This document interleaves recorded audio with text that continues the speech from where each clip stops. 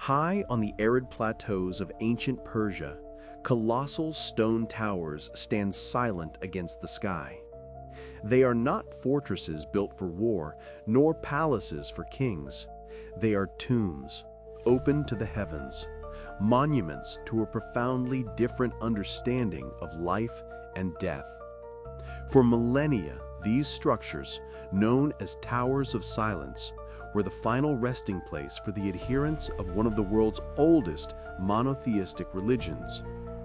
This is the story of the Zoroastrian sky burial, one of history's most enigmatic and haunting practices, a ritual that continues to echo from the dust of centuries.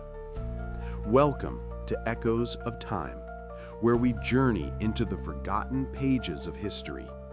Today, we venture into the heart of the great Persian Empire to confront a tradition that challenges our most fundamental notions of mortality. While the civilizations around them built elaborate tombs and interred their dead in the earth, the Zoroastrians chose a different path.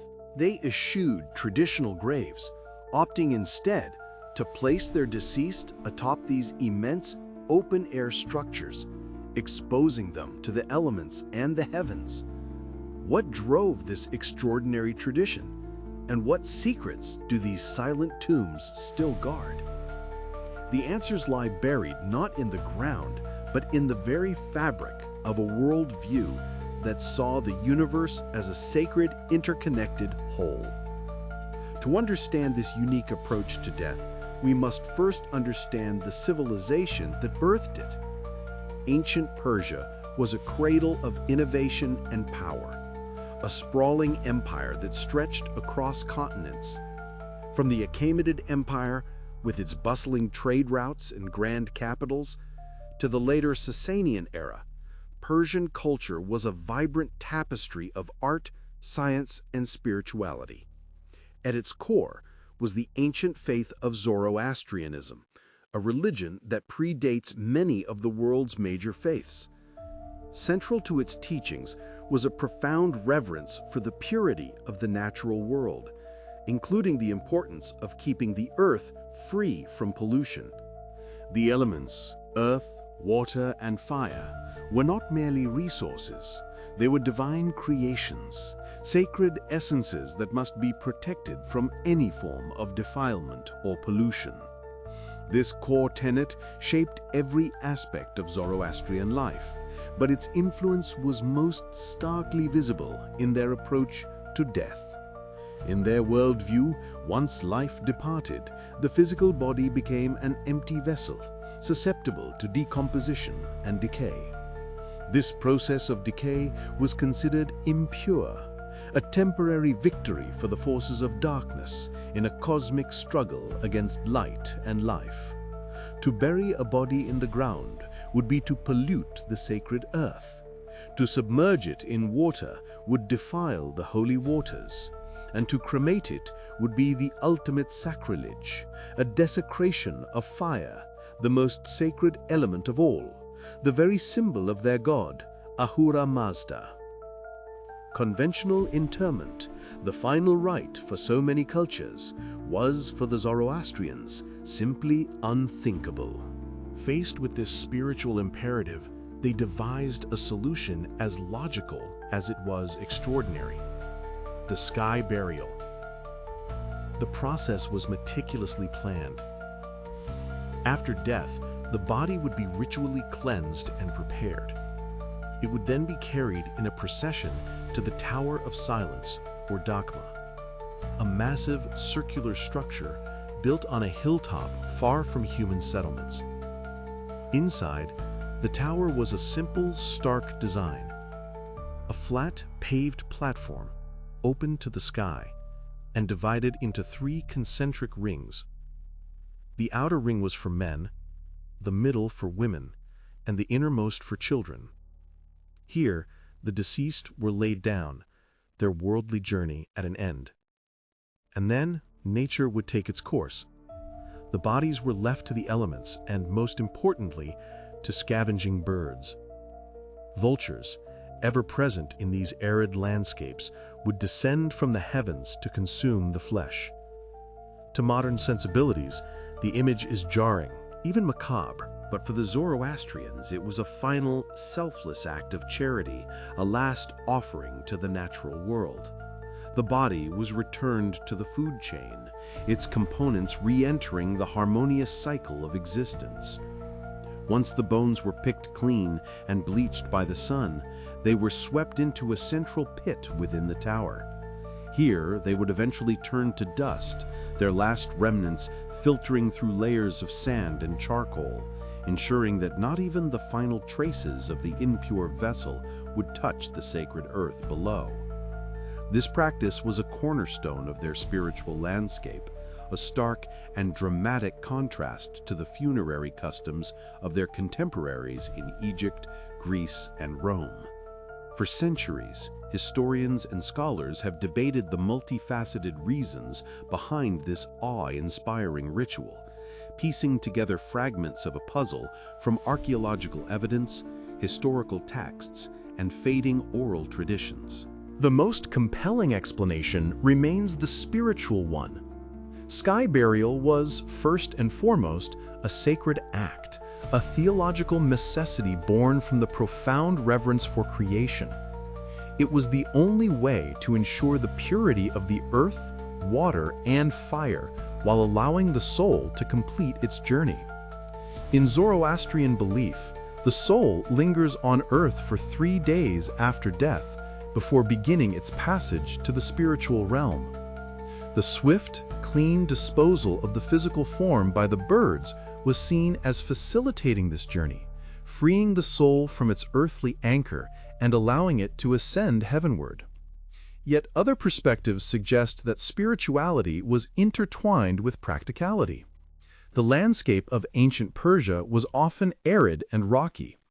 In many regions, digging graves would have been an incredibly difficult, resource-intensive task. Was it possible that the sky burial tradition, while spiritually profound, also offered a pragmatic solution to a geographical challenge? Some scholars argue that this practical consideration played a significant role, reinforcing the religious doctrine with a logical, environmental sensibility. A civilization that could build magnificent cities and complex irrigation systems was certainly capable of digging graves, but perhaps they saw a deeper wisdom in aligning their customs with the realities of their land. A third perspective frames the practice through a more ecological lens, suggesting a deep connection to the natural world that resonates even today. In this view, sky burial was not about disposal, but about reunion. It was the ultimate expression of humanity's place within the great harmonious cycle of existence. The body, having taken from the earth during life, was given back in the most direct way possible. It was a recognition that all life is borrowed, and that in death we pay our debt to the ecosystem that sustained us. This profound understanding of life and death guided a civilization to embrace a farewell that was not an end, but a transformation, a final generative act in the unending drama of the natural world.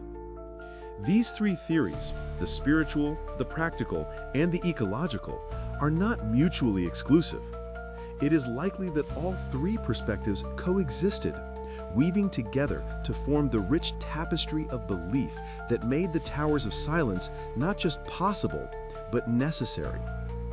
The silent tombs themselves are the most powerful archaeological evidence we have. Standing on the outskirts of ancient cities, they are a testament to the endurance of this tradition across vast empires and changing times. But they are not the only source. Ancient Greek historians, like Herodotus, wrote of the peculiar customs of the Persians, offering outside glimpses into these rites. Zoroastrian texts, though often written much later, codified the religious laws surrounding death and purity, providing an invaluable internal perspective. And even now, dwindling oral traditions passed down through generations of Zoroastrians offer precious, living fragments of this ancient worldview. a worldview that seems so alien to many modern sensibilities. Together, these sources provide glimpses, but they do not reveal the entire picture. The full emotional and spiritual weight of these rituals, as experienced by the people who practice them, remains shrouded in the mists of time. Today, the practice of sky burial is exceedingly rare. Urbanization, sanitation laws, and a decline in vulture populations have made it nearly impossible to continue in most parts of the world. Yet, the legacy of this ancient custom endures. The towers of silence, though many now lie dormant, remain powerful symbols of Zoroastrian identity and resilience. They are more than just eerie monuments or historical curiosities. They are a window into the very essence of human belief. They challenge us to look beyond our own cultural norms and consider that there are countless ways to find meaning in the face of mortality. They are an echo of a time when humanity saw itself not as separate from nature, but as an inextricable part of it. Persia's silent tombs are a testament to a bygone era, but they also pose a timeless question. They force us to confront our own relationship with the world around us and our own carefully constructed rituals for saying goodbye. They stand as a profound reminder of our eternal quest for meaning and of the diverse and sometimes startling paths we have taken to understand our place in the universe. As we gaze upon these silent, circular structures, we are not just looking at a tomb, we are looking at a worldview carved in stone. What profound truths about life and death have we, in our modern world, forgotten?